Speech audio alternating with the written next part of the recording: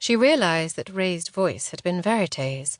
The younger officier had dared to argue with the superior. Rose felt a cold stone growing in the hollow of her stomach as she took the proffered chair.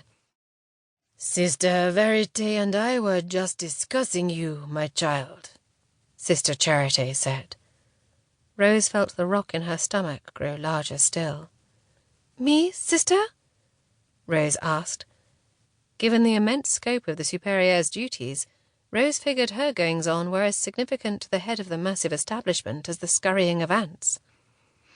"Yes, my dear," the superior said, looking Rose over.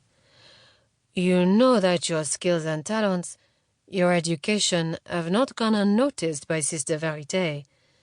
Therefore you have not gone unnoticed by me. The question, child, is where your talents are best spent." Sister Verité's preference for Rose was no surprise.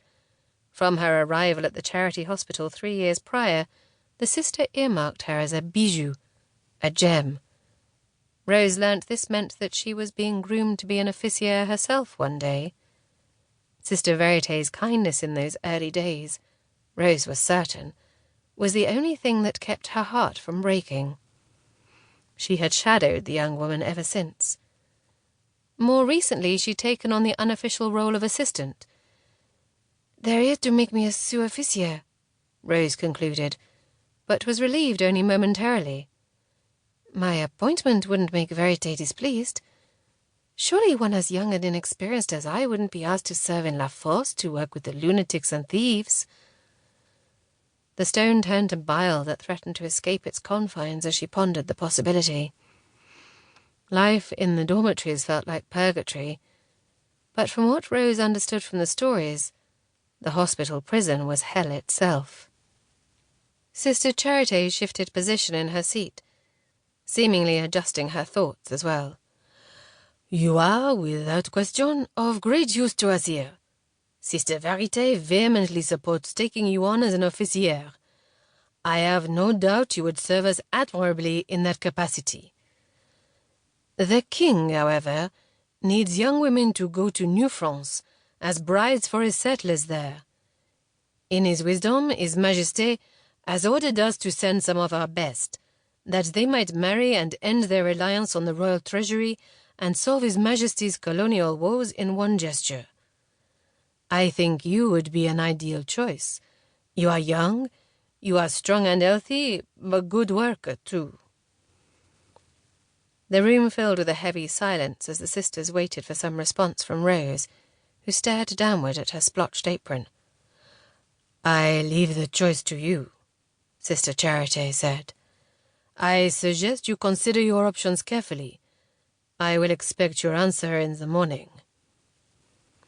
Sister Charité gave her officier a pointed glare and left the room with her usual efficiency. New France?